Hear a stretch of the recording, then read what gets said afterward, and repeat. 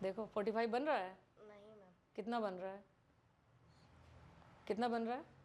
और थोड़ा सा और मैम, मतलब यहाँ पर अरे बन कितना रहा वो तो बताओ, अंक में बताओ ना। हाँ, ये 60 है। 60 बन रहा है तो उल्टा है। और आगे जाएंगे। कितना दूर है वो दूरी नाप लेंगे और अपना जो मेरा हाइट है आंख से लेकर के पैर तक का वो उसमें ऐड कर देंगे, वो जो ऑब्जेक्ट रहेगा उसका हाइट निकल जाएगा। किया कि एक बहुत बड़ा एरिया कवर कर दिया। अभी जो पेपर आपको सब दिखाए थे ना उसका 1/3 ही कटा है तो इतना बड़ा हो गया। अगर वो पूरा काट दे तो ये पूरा क्लासरूम कवर हो जाएगा। मतलब ये हमारा इतना बड़ा खेत है, ठीक है, ये हमारा टोटल क्षेत्रफल है और परिमाप इसके बाहरी जो ये लाइन होती है इसको परिमाप बोलते हैं। यानी कि जितना बड़ा हमारा ये क्षेत्रफल है उतना ही बड़ा हमारा ये परिमाप भी होगा, ऐसा मानते हैं। आने का एक ट्रिक होता है जिसमें कि अब बहुत सारी ऐसी चीज़ें जो कि मैथ्स में जैसे होता है कि एरिया और पैरामीटर फिक्स होता है, लेकिन कभी कभी होता है कि एरिया फिक्स होता है लेकिन पैरामीटर बढ़ता है। तो उसका एक तरीका है जो पेपर कटिंग करके बच्चों को सिखाते हैं।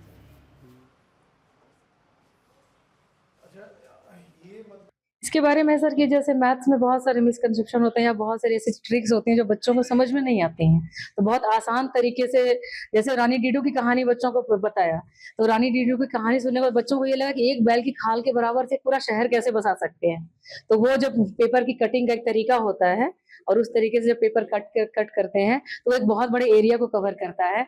तो बच्चों की क्यूरियोसिटी सॉल्व हो गई कि मतलब इच्छा ऐसे करके ये फिक्स एरिया को हम लोग परिमाप बढ़ा करके बहुत बड़े एरिया को कवर कर सकते हैं।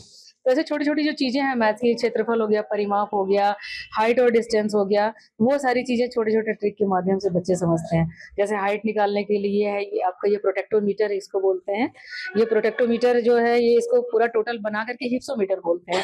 इसमें प्रोटेक्टर लगा हुआ है और इस प्रोटेक्टर की मदद से आप इसको 45 के डिग्री पर ये कोण ऐसे बनता है धागे का, और जब आप किसी भी ऊंचाई को देखेंगे तो बहुत आसानी से आप बहुत ऊंची से ऊंची चीजों का भी बहुत आसानी से वो निकाल सकते हैं कि कितना होगा। सामने जैसे अब बच्चों को जैसे ही सिखाए तो बच्चे इसमें जाकर के पेड़ की ऊंचाई नापना, तो पोल की ऊंचाई नापना। सामने हमारे स्कूल के लिप्टस का पेड़ है, बहुत ऊंचा है, तो कितना होगा। सुबह बच्चों ने निकाला था कि 89 फीट निकला था लिप्टस के पेड़ की ऊंचाई। तो ऐसे करके एक पेड़ का 50 फीट निकला। तो ये मतलब क्यूरियोसिटी बच्चे तो उत्सुकता जागृत होती है कि कैसे मतलब निकलता है इससे। तो बहुत छोटी चीज है, बहुत इसमें कोई खर्चा नहीं, बहुत लो कॉस्ट मटेरियल से बना हुआ है और इससे बहुत आसानी से हाइट निकल जाती है किसी भी ऊंची से ऊंची चीज।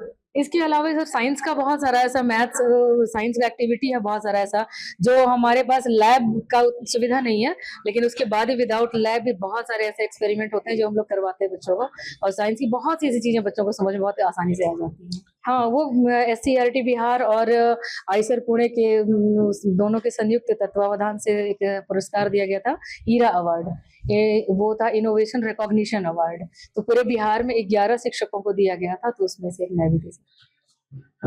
तो वो सर नए से नवाचारी शिक्षक को दिया जाता है कि आप कोई नवाचार करके पढ़ाते हैं बच्चों को और आपका क्लासरूम कितना एंजॉयबल रहता है, बच्चे कितना सीखते हैं आपके पढ़ाए हुए तरीकों से, तो उसके लिए था, नवाचार के लिए। हाँ बिल्कुल, बच्चे मेरे क्लास में बच्चे बहुत खुशी खुशी पढ़ते हैं, मतलब मूड बच्चों का बहुत अच्छा रहता है, बोरियत फील नहीं करते और जो भी चीज बताते हैं समझ में आसानी से आती है।